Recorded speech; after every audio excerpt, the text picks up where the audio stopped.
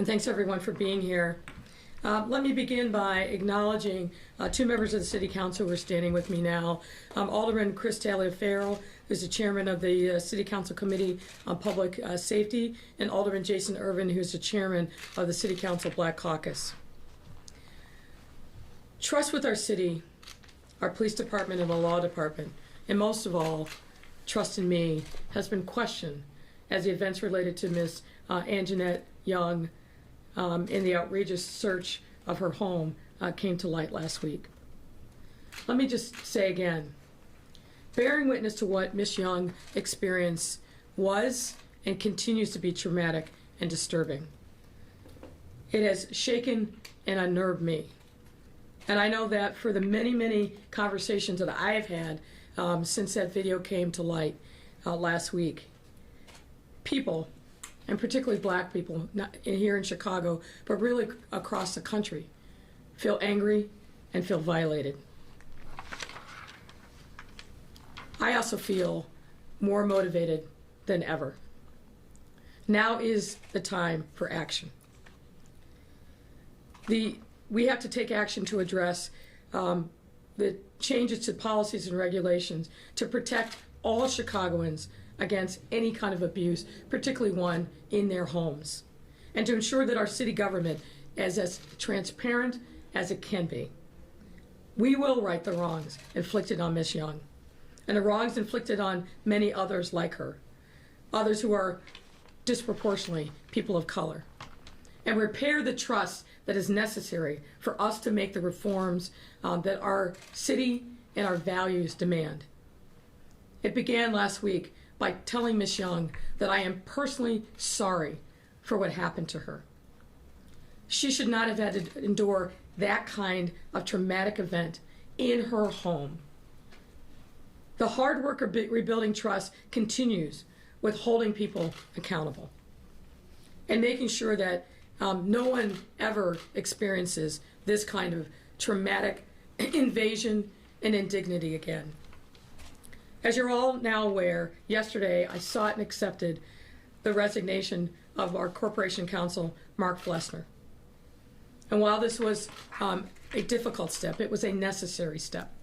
It was necessary in order for us to be able to move forward as a city with the full faith and confidence of Chicago's residents and communities. And as we undergo our search for a new Corporation Counsel, I have appointed Celia Meza, who stands here to my right, to serve in that role in an acting capacity. Now, Celia is no stranger to city government or the law department.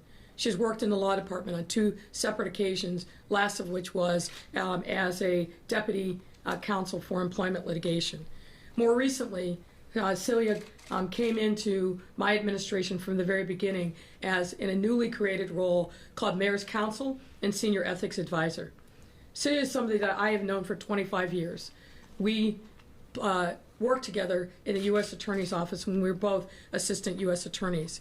She's a woman I know of impeccable character and will bring that to her new role as acting Corporation Counsel.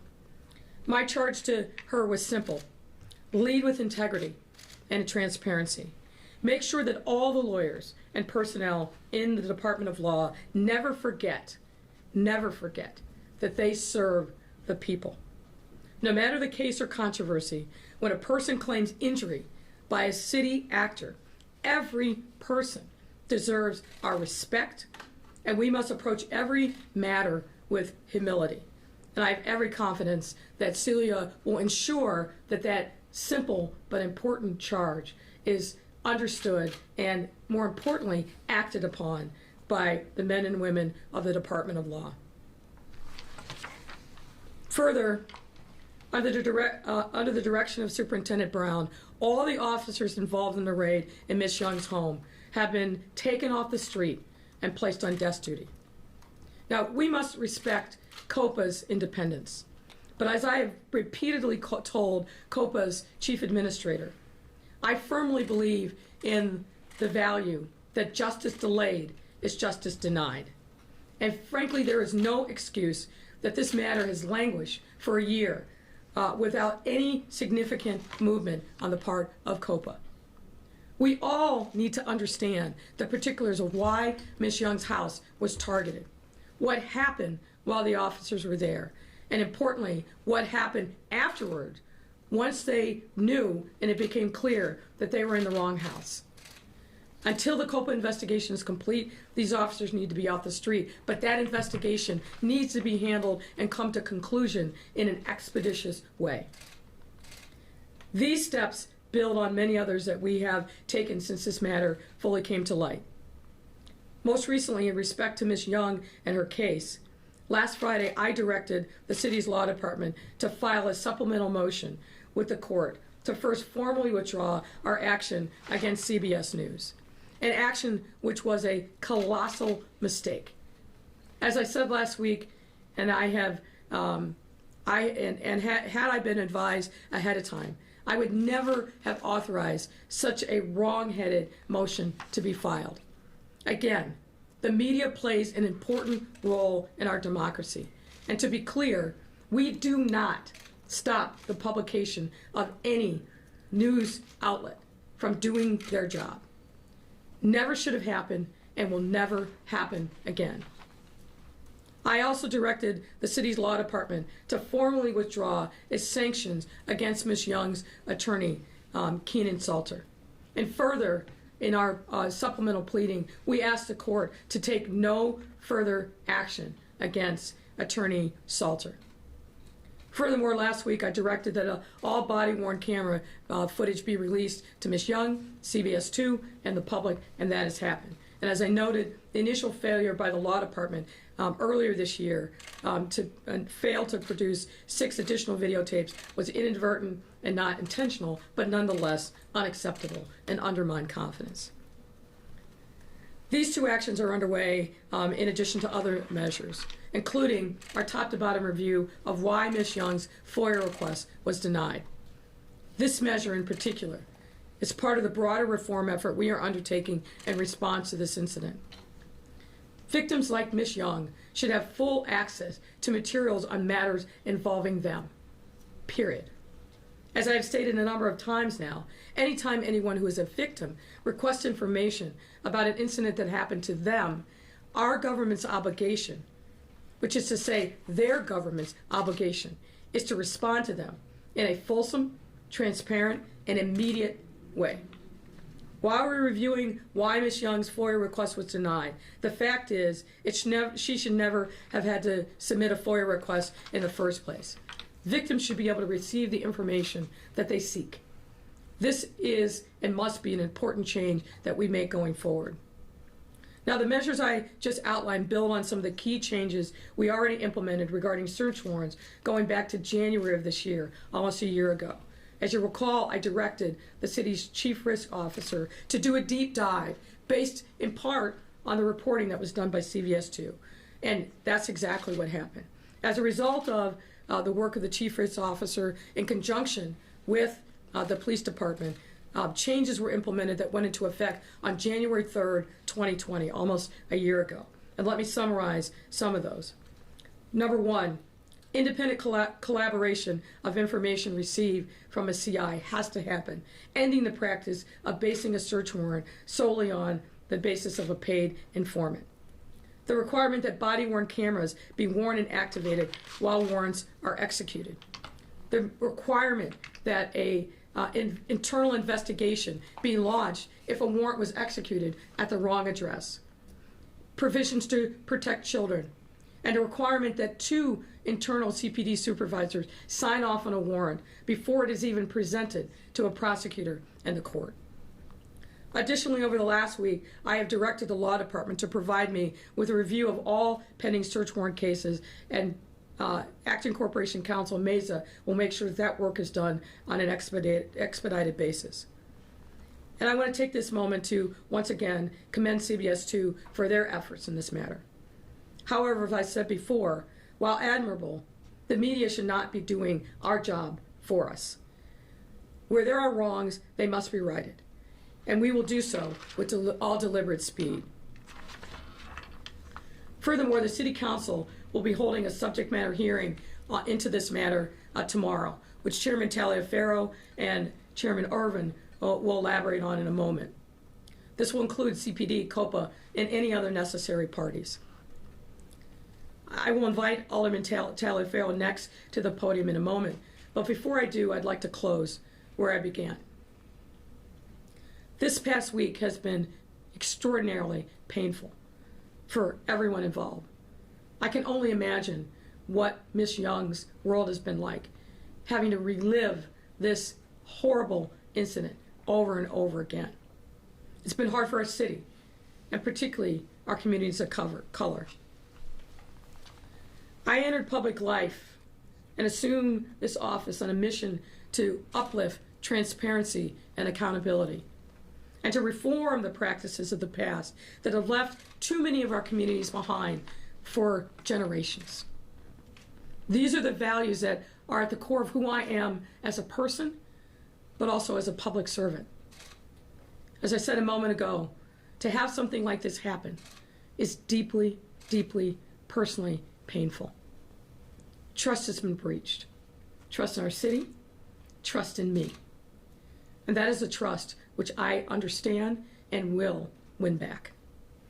As I said last week, there are a lot of good things that we as a city have done together and want to continue to do to make our city government more accountable, but also to make it more responsive to our residents' needs, particularly in a time of a pandemic, of righteous civic outrage over systemic racism and other things that have deprived people of their ability and their opportunity to live out their God-given talents. We have to step up and we have to do more for all of our residents, not just the clouded few. We have to make sure that our residents' lived experience is reflected in what we do. And this is another one of those important inflection moments. We have an opportunity to right wrongs. But we will be powerless to do any of the things that I and my government envisions to change the trajectory of the city and the lives of so many if we don't have trust, if people don't believe that we stand with them. I know that, and I understand that very deeply and profoundly. Chicago, we will do better because we must do better for you. Every step we have taken and every one that we will take will be with that goal in mind. To do otherwise would be a betrayal of who I am, what I believe in, and more importantly, what my responsibility is to every single resident of this city. It is a responsibility which I seek to address and embody every single day. So I want to thank you, and now I welcome Alderman Taliaferro to the podium.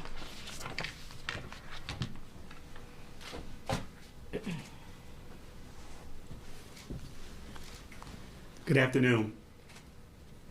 Like Mayor Lightfoot, my colleagues, and many of you across this great city, I too am outraged at how within the span of a little over an hour, one of our residents, Ms. Young, was stripped of her dignity and stripped of her respect. And it's because of that I stand here as a father of 2 adult daughters. I stand here as a husband, and I stand here as a son to categorically say that what our Chicago police officers and our Chicago Police Department has done is completely wrong. It's unconscionable that once again we're faced with a video that really does not go with the goals and the morals of our police department or the goals and morals of our city. Ms. Young, we do hear your voice. We hear your cries, and we will take action and hold those that are responsible accountable. In fact, we hear the cries of the city from the north side to the south side, from the lakefront to the west, demanding accountability. And it's with that, I am very thankful to say that our mayor has stepped up and said, without fail, from top to bottom, let's do a legislative review of what happened, the holes that are there, the gaps that are there, the policies that need to be changed, And for that reason and many others, we will be having a top to bottom legislative hearing tomorrow at 11 o'clock to find out how we could better serve the residents of the city of Chicago. Our department serves under the motto to protect and to serve. And to Ms. Young, that motto means nothing. Because when it came to Ms. Young and many others in this city, that seems to be a cry that is never heard in our black community, to protect and to serve. Our department needs to get back to protecting and serving the residents of this great city. So I want to thank my colleague, the chairman of the Chicago City Council's Black Caucus, for also standing with us to making sure that justice and accountability is done in the city. And with that, I present to you Alderman Jason Irving, the chairman of the Chicago City Council's Black Caucus. Thank you. Thank you, Chairman Taliaferro. Thank you, Mayor Lightfoot for convening on today. The pain and the challenge in which many of us across the city not only saw the case of Anjanette Young, but the other cases that came across in these issues of raids into children and other individuals that whose humanity practically was stripped. When I saw the 3-year-old talk about how a gun was held to her head or pointed at her, to see these things as a father of a 4-year-old myself, my heart went out. And again, this is not something that is new. Unfortunately, it's something that we have to deal with. And with the work of Chairman Taliaferro and our mayor, we will get to the bottom of this. And not only that, but propose and create changes that will ensure that this type of activity does not occur again with children, women in our community. Even at worst, if Ms. Young or the individuals that they go to, the homes they go to, are in the wrong, no one's humanity deserves to be stripped in such a manner as what we saw on that video. So we all understand this, we all know this, and now it's incumbent on us as legislators and as the mayor to fix this, and we will do that. Thank you. And with that, happy to take any of your questions. Hi, I'm Megan Hickey. I'm a reporter with CBS Chicago. Right. We got a big batch of questions, a lot of wrong raid, and then COVID. I'm going to start with wrong raid, if that makes sense. Mm-hmm. Well, first, just from me, back in August, there was a group of attorneys that were instrumental in the consent decree who sent this enforcement action letter to the city, to the AG's office, to the panel that oversees the consent decree, basically demanding specific reforms to these types of raids. And they, cited our investigation and specific cases in our investigation multiple times. It's been 4 months. Those attorneys never got a response. We never got a response. I think we asked you about it last week, and you said you weren't aware of that particular enforcement action. Have you learned about it since then? I have, and when the question was asked last week, it was asked in a way that I didn't precisely understand. Yes, there was a letter that was sent, I believe, in early August of this year. As you probably know, there's a very specific process by which issues that the litigants in the consent decree are required to respond to any issues from another litigant. Our law department and the police department have been, my understanding is, engaged through the monitor in addressing those issues. So that is the way that this process has been handled, and I think that work is ongoing. Are they planning to issue a response in the near future? There is, as I said, a very specific prescribed way under the terms of the consent decree, and that is the process that we are following. Okay. Several people asked about Mr. Flessner's departure. Can you give us more specifics just about how involved you were in that resignation? Well, he worked for me. I saw it and received his resignation yesterday. This comes from Christian Farr with NBC5, similar, asking if you met with Flessner in person. I did. And are you hiring a former judge to investigate the Young CPD raid incident? We'll be making an announcement about that in the coming days. Okay. This is from Amy Jacobson. What day did you see the botched raid video, and are there other police body cam videos you are trying to keep from the public? Well, I have to say I'm offended by the premise of the question. It's offensive to me. There's no cover-up, certainly not by me, none that I would tolerate. So that question, Amy, is offensive. This is from Kelly Bauer with Block Hub Chicago. Number 1, when and how will your emails about the Anjanette Young raid be released? We are in the process of gathering all those emails and going through them to make sure that they're responsive. And once that review is complete, we will put them out in entirety. They will be probably on a microsite, but we'll make them available so that the media can see them and the public can see them. Okay. Number 2, when and how will the city release the other videos of the raid?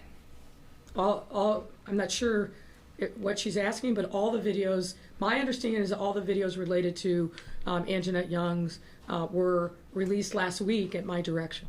Okay, and that included the 6 that weren't originally That's how we released to knew that us. there were 6 more, yes. Okay. So I believe that there are 20 in total, and those were released last week. Okay. This is from Bill Cameron, WLS-AM. Will you be making public the request for the search warrant in the Young case that would have an affidavit from the lead officer on the case reviewed and approved by a supervisor and a prosecutor? Under the assumption that the court will authorize us to do so, yes. Any information about that, both the application underlying, if there is an underlying affidavit, and the return, meaning what happens is once a search warrant is executed, there's material and information that has to be returned to the court. I want to make sure that we're releasing as much of that as the court allows. Okay. And hopefully it'll be everything. Looks like that is the wrong, or that's the end of the wrong raids. This is CPD related. Is there any update to your thinking about Alderman Hairston's phone call for arrestees ordinance? Law professors at UChicago and University of Illinois say the city must follow the 1-hour time frame set by state law, and Alderman Hairston has said she is not open to a compromise.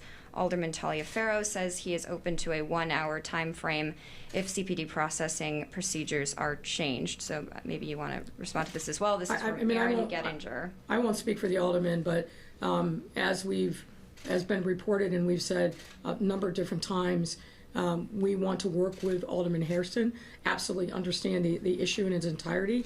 And as you may recall, as part of the Police Accountability Task Force report, we embraced a recommendation from a number of different civil rights lawyers, which is to make sure that information in every interrogation room throughout CPD has information about free lawyers that an arrestee can have access to, given phones and so forth. The proposal that we had, which is to provide 3 hours, is consistent with national standards, consistent with LA. There are a number of large police departments that have no standards whatsoever. So I'm confident that in working with Alderman Hairston, we'll be able to reach an appropriate resolution. Okay. I don't know if I don't know. you'd like to address it at all. Chairman, if you... Thank you, Vic. And again, that was from Aaron Gettinger with the Hyde Park Herald. Okay, and I do recall speaking with the reporter. And my statement was very clear. 1 hour would be very difficult, even under normal circumstances. And I explained my experience as a police officer for over 23 years. Even under normal circumstances, not including a very busy summer night or multiple units in on an arrest, it's very difficult to process an arrest and book an arrestee within a 1 hour time frame. So we would be essentially subjecting the city to a lot of liability. However, I did say, given the current arrest procedures that are used by CPD, unless those procedures are changed, then 1 hour would not be reasonable. And I think we have to also look at, and what I've explained to the reporter, even in looking at changing arrest procedures, officer safety has to be very important, has to be of utmost importance. Once an arrestee comes into a district, that's when a more thorough search is completed. But that's when the arresting process begins as well. that's assuming that you could get an interview room or a processing room for your arrestee. So given CPD's current policies and their current arrest procedures, it would be very difficult without changing those to do an arrest within an hour. Okay. Can I ask one follow-up too? Yes. Just back to wrong raids, though. I know over the past maybe year and a half, 2 years or so, we had reached out, the CBS2 investigators had reached out to you specifically because of your position about our investigations into wrong raids and certain examples. And we never got a response. And so I'm wondering why now are you speaking out and coming forward about this issue and this pattern when we had reached out to you several times in the past. I apologize. I don't recall CBS2 reaching out to me. Generally, when anyone from the press reaches out, I return a call or return an interview as well. But I apologize if I did not recall. All search warrants are very important to me when they are, especially when there's something egregious that has happened as a result of the search warrant. This is one that was very, very, I should say, it really hit the media and hit me personally, the things that I saw with this particular search warrant. And so it deserves my attention. It deserves all of our attention to make sure that this does not happen again. And to anyone that I did not respond to, again, whether they were the victims of an improper search warrant, I apologize to them as well. Okay, thank you. You're more than welcome. And then I've got some COVID-19 related questions for you, Mayor. This is from Omar Jimenez with CNN. He says, Mayor, as the vaccine continues its rollout, do you feel confident in the current distribution infrastructure in Black and brown neighborhoods on the south and west sides, particularly in so-called pharmacy deserts? What is the city's plan to combat any decreased availability simply because of distance? Well, as Dr. Irving and I mentioned probably now 2 weeks ago when we first started talking about the vaccine coming to Chicago, first of all, we're going to follow the mandates by the CDC. First, making sure that our healthcare workers have access to the vaccine. My understanding is just over the weekend, and it should actually be formally approved, I believe, either today or tomorrow. The CDC has issued a mandate for kind of the next tier, which is going to be people over 75 years old and quote-unquote essential workers. So I believe that we've got the infrastructure to do that. A little more complicated, of course, than doing it in a hospital setting. We're aware of the challenges that we are going to face, both from a logistics standpoint, also from a messaging standpoint. Let me address those in turn. From a logistics standpoint, one of the things that we have been working on for quite some time now is making sure that we're connected up with local doctors, those folks that have offices in neighborhoods, working with federally qualified healthcare centers, another crucial link in the infrastructure chain. And we will also be standing up some mobile vaccine opportunities, but we'll also be working through businesses to make sure that they've got the infrastructure and that we are working with them so that they can identify who their essential workers are and we can get them vaccinated. So there's a lot of logistics, but we have a pretty enormous operation that we've stood up to handle that. We've also got to continue making sure that we get the education and the messaging right. And by that I mean this. Many of the people who will be in the next wave of people eligible for vaccines, but also the healthcare workers themselves are people of color. And if you're Black, many people have concerns about trusting the healthcare system, even some Black healthcare workers, because of the legacy of discrimination by governments against Blacks when it comes to healthcare and experiments and so forth. That legacy is still very much alive and well in Chicago and across the country, and we've got to make sure that we're educating people about the safety of this vaccine, and you doing that using trusted community voices. We've enlisted, in the first instance, a panel of experts who are looking at the process by which each of these vaccines have come to market. They've been meeting now for the last couple weeks. They met again over the weekend, and they'll be making a public pronouncement on the next latest vaccine. In addition to that, going to doctors and nurses and other healthcare practitioners throughout Black and brown Chicago is going to be, again, critically important. Trusted local voices talking about the safety of this vaccine, why it's important. That is a key part of our education and outreach strategy. And then finally, making sure that we are doing everything we can to have enough doses of the vaccine to address the needs that are out there. So this work is going to be ongoing, probably realistically for the next 6+ months. But what we do need is we need more support from the federal government to make sure that everything that needs to be done at the local level can get done safely, done quickly, done with safety. We need additional resources to make that happen. Okay. This is from Alexandria Fisher with NBC Chicago. Governor Cuomo is asking the federal government to require testing or ban travelers from England, with a new strain being reported there amid reports Trump may lift the travel on the UK and other European countries this week.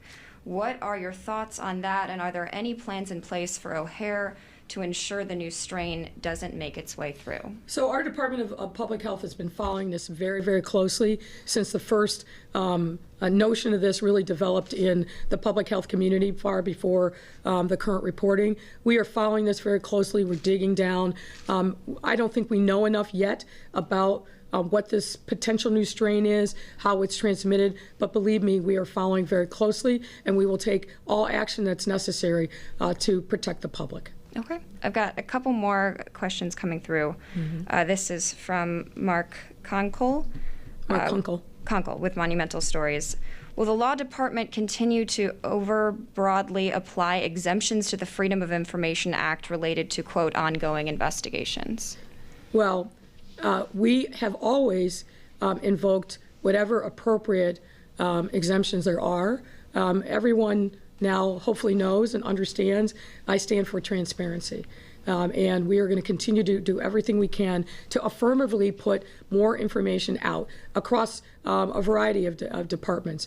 And where there are exemptions that are appropriate under the Freedom of Information Law, we will determine whether or not they apply in any given case. But we can't make, and nor should we make, blanket rules. The Freedom of Information Act requires us to make individualized decisions on the basis of all FOIA requests.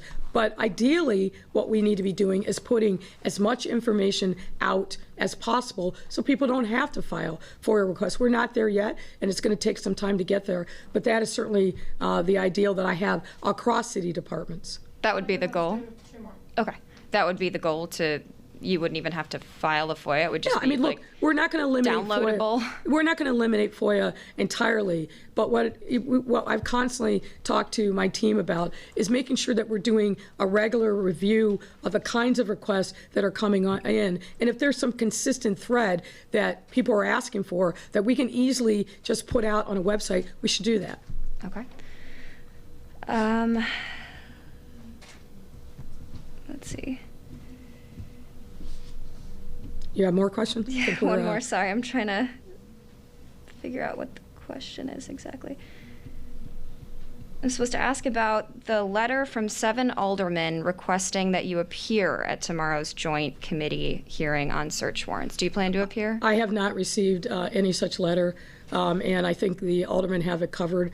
This is going to be a very comprehensive subject matter hearing, and I'm happy to answer any questions, as I have been doing every day this week, about any and all issues related to this incident.